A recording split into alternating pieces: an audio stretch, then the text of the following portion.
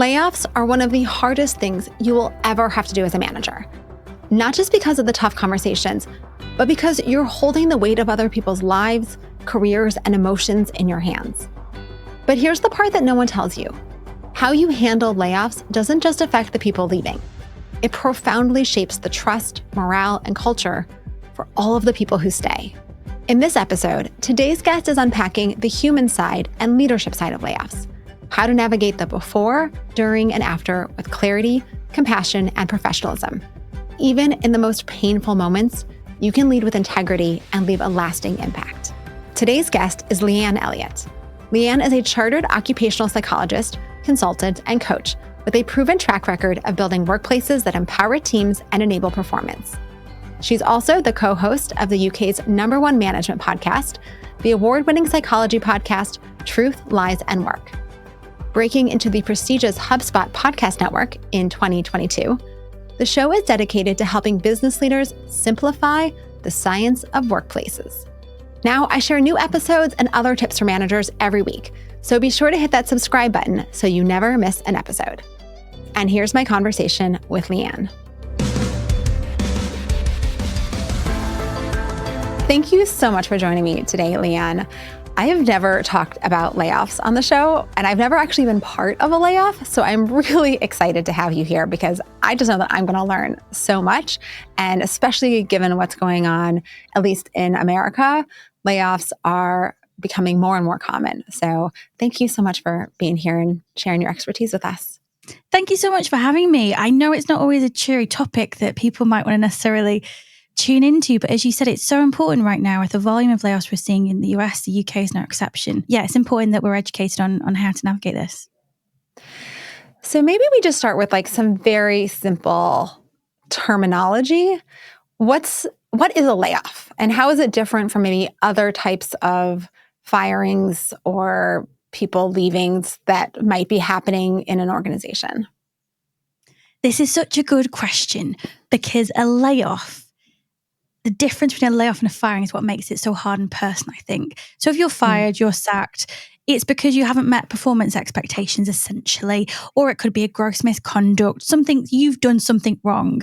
Essentially, there's an element of responsibility you have to take for you no longer having that employment. When you're laid off, that's no fault of your own. You could be one of the organization's highest performers. You could have tons of experience. You could be the most expert of experts there is. But if your role is no longer required by that organization and your role is made redundant, then so are you. And I think this is the kind of thing I would always counsel people who are going through it is to, if you're made redundant, if you're laid off, it feels like you're laid off. It feels personal.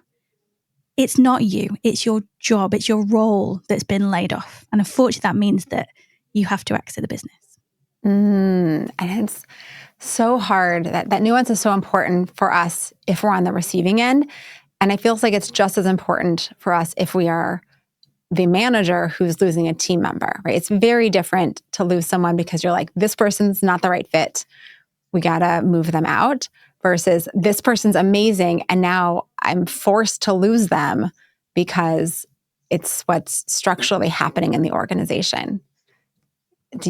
Have you seen that kind of similar reaction with folks? I have. I unfortunately have had experience of layoffs. I myself have been laid off. I've laid off 2 teams. It's really, really tough, particularly, as I said, when these people are hard workers. They're exceptional. They're excelling. They're delivering what you need them to for the team, for the business, for the customers that you're dealing with. And if you're a good manager, any good manager is going to have good emotional intelligence, and that includes empathy. And to see somebody go through that workplace trauma, which is what a layoff is, it's trauma with a lowercase t, but it's a workplace trauma. To see that the kind of the vicarious trauma you experience as a manager is really difficult. It takes a toll. So it's not an easy experience on either side of the table to go through at all. Yeah, I can see that. So let's start with a couple different scenarios. Maybe we'll pick one and kind of move through them.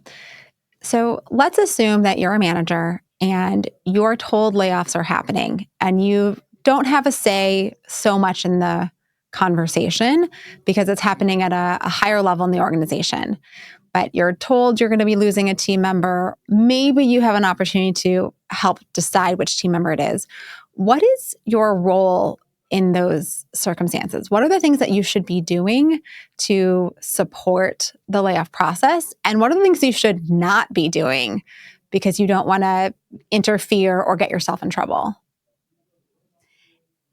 A good starting place, I always think, is to understand why these layoffs are happening.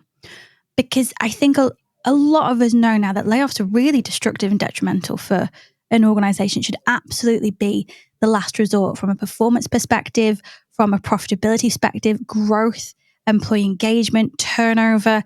The statistics are unbelievable. It's been like if you make a 1% layoff in your workforce, you should expect up to a 30% voluntary turnover in the following 12 months. Whoa. It's going to take you 18 months to 2 years to get back up to the performance levels of your competitor who didn't make layoffs at the same time. It is hugely detrimental. So if this decision has been made, as a manager, you probably don't have any control over that, but you're well within your rights to ask why, because this shouldn't have been a decision that was taken lightly. And the more information that you have, the more you can pass on. Because what happens when we find out we're being laid off is we enter this threat state. We go into shock mode, panic mode. We are just searching for evidence, for any kind of data to fill in the gaps in ambiguity and the uncertainty. So if you have a conversation with a manager having been laid off and then you ask why, what's happening, and you can't get a clear answer, that's just going to tailspin somebody even further into that threat state. So as a manager, arm yourself with as much knowledge as you can. Of course, there's going to be restraints within the organization you're in. You don't necessarily have that authority to ask for all the facts, but ask why. Ask why that decision has been made, how the company have reached that decision, what else perhaps they tried before reaching that decision. Did some of the executive team take payoffs? Have they had hiring freezes for the past 6 months? What else have they done in terms of cost efficiencies to avoid this? Because again, seeing it as that last case scenario provides some comfort that it wasn't just we need to save money, let's lay this person off. There are steps taken to try and avoid it. And I think the other really important thing is a manager understanding if who is going to be laid off has been identified yet. Because there are various ways that organizations can go about this, and how they go about it is actually really important in terms of how well that layoff is going to go. So for example, if you have a layoff where an entire department is getting laid off, or entire team. So we see it typically with innovation departments, in times of boom, growth, accelerators or innovation teams that organizations will invest in. And at times where of decline, they do tend to be the teams that will scale down. In that scenario, it's a bit easier to explain and to accept, because it's a whole team, it's a whole department, it's a whole functionality potentially. If that who comes across departments, then again, it's understanding who it is. And as a manager, hopefully you'll be in an organization where you can have this conversation, express concerns about how you might want to influence who that person is to make sure it is a fair decision. So for example, a lot of organizations will do first in, first out. And on paper, that seems fair, right? Because you want to look after the people who have been in the organization the longest period of time. But the problem with that is that typically the most recent people in are our younger workers. Gen Z are the most diverse generation in history. So if we're losing Gen Z, we're losing a lot of diversity from our organizations, a lot of energy, a lot of ambition, which we really need, particularly in terms of downturn. The other way, and fairest way objectively to do it, is performance. Assuming that the organization has a fair, standardized, objective way of measuring people's performance, that's kept on top of as a manager and across teams. And you can then play your role as a manager in identifying who that person is that is going to be laid off. So I think that's the key thing, is understanding why and understanding what the approach is going to be to identifying those people. And if there's still some influence you can have over that approach as a manager. I think it really comes down to the fairest way is to assess it through need of the organization. what is the organization going to need moving forward? Because it's going to be a very different organization to what it was before if we're seeing a large number of layoffs. What skills and experience we need to retain in the organization. And then from that group of candidates who performance-wise perhaps isn't quite reaching the same level as their peers, and that might be the person that's identified to be laid off. That makes a lot of sense. And it's helpful to think through different frames for selection of people or selection of roles too.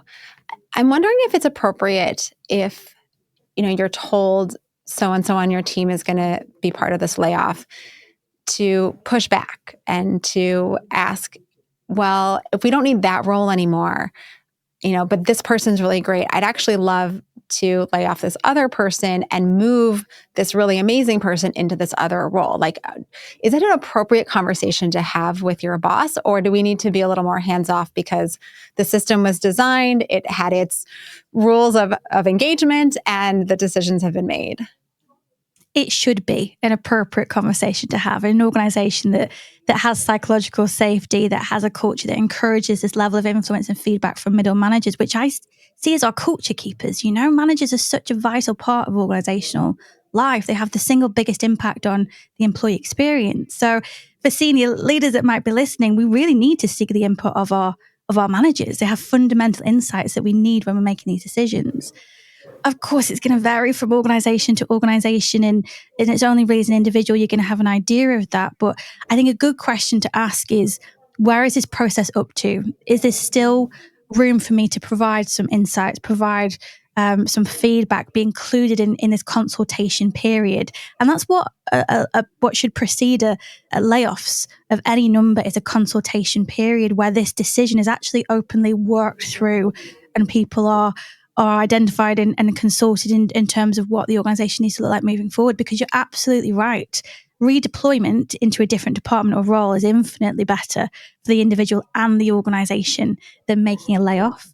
So yeah, typical psychologist answer, it depends, but you absolutely should be able to have that conversation. And yeah, the best way is to kind of scope where in the process things are. Can you have any kind of influence over that decision? And if you can, then absolutely push back and have your say. Awesome. That makes me feel so much better. Just because it's really hard to lose good people. And sometimes, as you said, redeployment can be a wonderful solution and shifting things around. Okay, let's talk about confidentiality, because obviously layoffs are private until they're public for good reason. Can you talk about how do you hold, or do you have any tips for how we hold this very heavy thing when we know we have to keep working with someone because the layoff might not be happening for a few days or sometimes even a few weeks, depending on when you were brought into that process. And you have to keep acting as if everything is all fine and this person, keep giving them work and keep giving them feedback and do all those things. And that can be hard. So any tips or thoughts on how we can kind of navigate during that gray zone period?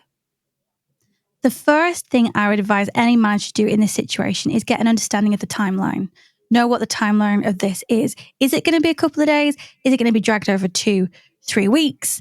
That's a big time difference to have to manage this secret, which is heavy. Mm-hmm. We don't do well with secrets as humans. They have a really bad impact on our ability to think, function, and navigate the world.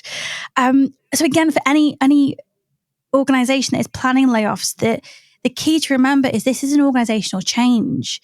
And organizational change requires very detailed, exact planning, including timelines and standardized communications of when that'll happen. So again, as a manager, and I hope you're in an organization where they've done this, and probably you'll be in a minority if you are, but to have those conversations and try and understand, okay, what is the timeline? What communication is going to happen? Where is that going to come from? When is that going to happen?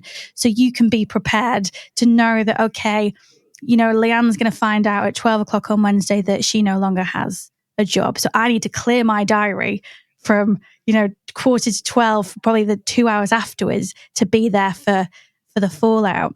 In terms of actually managing that period of time, if there is a gap between you knowing and the execution of that, I guess it's two things really. One, managing yourself.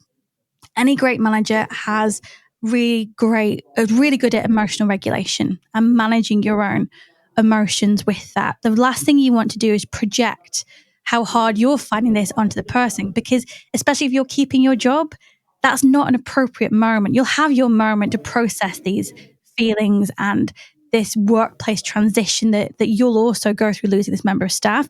Initially, that isn't about you. The priority has to be that person. So looking at ways to help with your emotional regulation, it's all the typical thing, it's having people in your support network that you can speak to. So the senior manager that knows about the layoffs, going to them and making sure you've got check-in points with them about how you're thinking and feeling. Journaling is a really good way of doing it, especially journaling in the third person, research has found from neuroscience. So if I write, say, Leanne found it really difficult today, emotionally, she's feeling angry, she's feeling upset, she's feeling frustrated, that third person actually helps our brain distance ourselves from those emotions even further, which is kind of interesting. So I think that's a key thing in terms of managing your emotions, and know your plan. I was talking to a senior leader who had to make a variety of layoffs, but it was not clear on who that was going to be because it was going to this big consultation as part of a public sector organisation, so it's a bit more complicated. And we talked about how, it's what's your plan for that day? Where are you going to be? Are you in the office? Are you in a certain department? Are you at home? Is that better? What environment do you need to allow you to talk to that person, your people, as effectively as possible? Does it mean you need to clear down your entire diary? Does it mean that you need to shift your working hours that day and be available in the evening? It's having that plan for yourself as well, and very practically speaking, in terms of actually how you're going to support people emotionally. And I think the key thing I would say to anybody who has this coming up, have all the conversations you need to before that moment with your senior manager, with your partner, with a friend, with somebody in HR who can keep that confidentiality for you, and let everything out that you're feeling so you can get to some form of equilibrium when that announcement does come, and you are then required to have the emotional capacity and resilience you need to hold that person in that moment. That's when they become the priority. I'm so glad you said that despite whatever it is that we're feeling, the other person is really the priority, and we have to be in our best space to be able to show up for them respectfully, and that we can't let it become about us. Even if we're so sad and we're so sorry and we feel terrible, we can't make that the show. We have to really prioritize the person, which means we need to do whatever we need to do to be able to come in calm, ready for that conversation, and then manage ourselves afterwards when we might fall apart emotionally because that was a really hard thing you just had to do. And that's okay. So as you said, clear your calendar, do whatever you need to do, prepare yourself. Let's talk a little bit about that actual conversation. And I know in some layoffs, the managers are part of the conversation. Sometimes they're not, and it's a more senior person and someone from HR. So it can really depend on the organization. But if you're asked to be part of that conversation of informing someone that they're laid off, what are your tips and tricks for how we convey that, what we should or shouldn't say? Obviously, hopefully we're giving some talking points, but conversations happen. People ask questions that maybe we weren't anticipating, or they're harping on something, and you're like, do I just keep repeating the same line like a automaton and just hold the line? Like, what do we do in that conversation to make it go as smoothly as possible? You're absolutely right that hopefully we'll have some talking points. If you've not been giving them, again, asking HR or the senior leader that's leading this series of layoffs, what is the official line? What are the key points you want me to hit? For example, one team that I had to lay off, it was about funding from a central government body. It was a fairly simple, clear reason that that's what's happened, and as a consequence, this is what is going to have to happen, and moving forward, this is how we're going to deal with it. And I think it's understanding that if you're prepared with some talking points, that's really important, because also you might get emotionally lost and overwhelmed in this situation, especially if you've not done it before, or especially you're very close to this member of staff. Have some talking points written down that you can refer to if you do lose yourself in that moment. And it's just really simple. Why it's happening, what the timeline is, and what support is going to be provided for them. That's all somebody needs to know in that moment. They don't need loads of information thrown at them, because again, remember, they're going to go into shock. They're going to go into a threat state. That's when all of our blood rushes away from our prefrontal cortex, our logical thinking brain. We literally can't think clearly. So even if you give me all the most beautiful talking points and structured, this is what we're going to do and all the wonderful benefits you're going to get and as part of this exit strategy, I'm not going to remember them in 30 minutes. That's not what I need right now. I need clear what is happening, why it's happening, what's the next steps, and then space. Give somebody space to react, to stay silent, to cry, to whatever it is they need to do. In that moment, the only thing you need to do is be there when they're ready to share what it is they're experiencing internally. It could be immediate, it could be a minute, it could be that somebody will nod at you and say, okay, and then leave the room. And that follow-up happen later that day or even the next day or in a few days' time. At that point, it really is, and I know it sounds so cheesy, but holding that space for somebody to react in the way that they need to. And your only job then is to listen. Just listen to them, ask them what they need from you in that moment. Make it clear that you are available to them as and when they have questions, as and when they're ready to try and process this. Recognize that this sucks. This is really hard. This is really hard. And you're going to need some time to work through these emotions, work through all the thoughts and worries that you're going to be having. That's okay. You don't need to act exactly now in this moment. Take some time. When you're ready, I'm here. We'll talk. We'll talk some more. The other key thing I would say as well, have a room booked. Honestly, the times that we've had to, I've seen people scramble around to try and find a room, or they'll get interrupted, or there's loads of noise at the corridor. There's people laughing and shouting because there's a training session next door. Person doesn't need that in that moment. Try and book a room if you don't, have your own office that is quiet, that you won't be disturbed. It's very clear that you aren't able to be disturbed, that your devices are on do not disturb. You don't need your phone binging off in that moment. Creating a safe space is psychological and physical. Absolutely.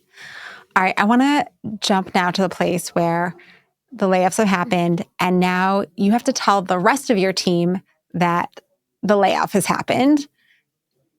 How do we communicate that? Again, I'm hoping there's some talking points, but are there other things that we can do to create, and I guess maybe I'm asking more, like, do we need to create space for our team then to go through their emotional loss of this, one or two or three team members? Do we need to come in with a, don't worry, the layoffs are done, you're safe, like give them some security? Like, what should we be saying, and how should we support our team who is now experiencing this in a very different way? The key thing, first of all, is to make sure those conversations happen very closely together. The last thing you want is rumors, whispers, phone calls, messages, Slacks, saying, did you hear such and such got laid off? What's that going to mean? That's going to breed panic and who knows what else. So it's having that very clear, timed out communications plan of how this is going to happen, in what order it's going to happen, how it's going to happen. How do you get everyone in the same room virtually or physically to have this conversation? The key things are, I think, is that if you're not affected by a layoff, that's a really complicated emotional experience to go through, because you'll feel relief and sadness at the same time. You'll feel happy and devastated. You'll feel relieved and worried that maybe you are next. It's a very complicated mix of emotions that we go through, and not least is what we call survivor's guilt, particularly from the manager or the managers, close peers. That feeling of almost the other side of the coin of imposter syndrome. Why wasn't I? They were well better at me at doing that. And her performance, she's been incredible the last 12 months. I feel like that they've made a mistake. It so much comes with survivor's guilt that it's important as a manager to understand that your team that remains is going to be experiencing this as well. Plus, let's not forget what we said earlier about organizations that make a 1% layoffs typically see 30% turnover. You're going to see a lack of engagement, or a drop in engagement, a drop in morale. So it's managing that very carefully. And honestly, I think the best way to manage that is to be very clear in communicating the support you're giving to the person that's being laid off. So for example, whether it's one person, whether it's a group, what support systems are we going to put in place to help this person? Is it going to be wraparound care in terms of peer support groups if we're making a large number of layoffs?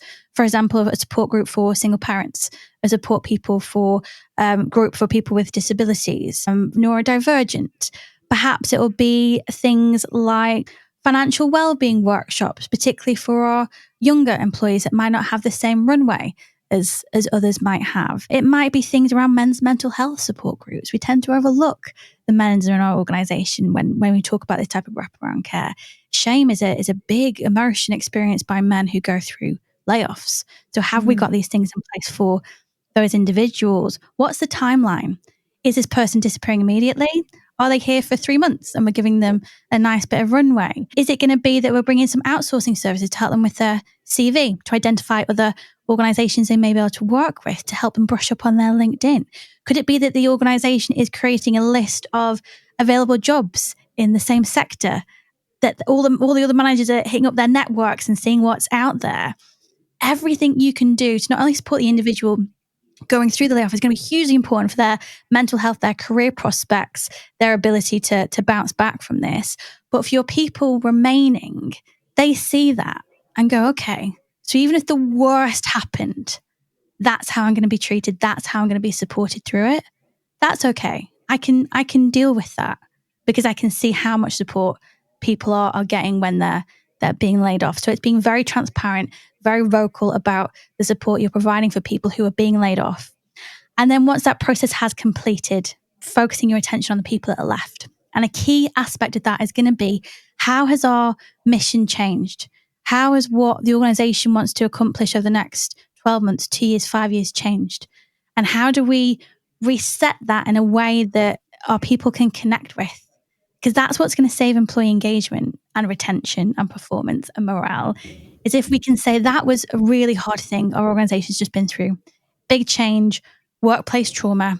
This is how we're resetting. This is what we're going to refocus on now to secure everyone's jobs, to build something new for this organization, to move forward confidently in a way that is going to be sustainable and getting people to engage in that mission. And as a manager, your role is to ask that question if it's not being communicated with you. How does this reset the mission? How does this change our goals and objectives for the next 12 months? And how can I communicate this with my team in a way that is cohesive with what the organization's saying, but is individualized enough that it means something to my people, my team, and the work that we do? I really love that we should be transparent with our team about the support services. That's not something I ever would have, I think, thought of on my own. And I think it's such a beautiful way to show how much the organization cares about its people and doesn't take this lightly, right? So it's both giving individuals a sense of, okay, if this happens, I know what that's going to look like, and that can give me a sense of calm, and also reinforcing the company culture that we care about our people and we take this very seriously. I also really love focusing on the goals and what comes next, because when people don't know what's going on, that's when all kinds of things can go bad, right? But when you have something to focus on and a reason to rally the team, then that creates that momentum, that creates that energy of, okay, this was hard, but we have work to do. Let's go out and crush it. Like we can make this happen. We have a clear line of sight. So let's get to work. And I think that can also just help take off some of the pressure of feeling like you're kind of swimming in the middle of nowhere. So unfortunately though, we have to start to wrap up. So Leanne, can you tell us about a great manager that you worked for and what made this person such a fabulous boss? Oh, my great manager, I talk about him all the time. It was called John, an absolute legend, sadly no longer with us. He mentored and coached me in a way that was transformative to my career, to what I believe in, to how I manage people. Truly unbelievable person. He taught me a key thing, which was what I now understand later, further on in my career as a psychologist. It was emotional regulation. And he said to me, Leanne, hide the wires. I was like, what? What do you mean? He's like, your team doesn't need you coming in if you're stressed, huffing and puffing and throwing things around and moaning about how hard things are, or what corporate's trying to put on you, or the latest decision they want you to implement, which is ridiculous.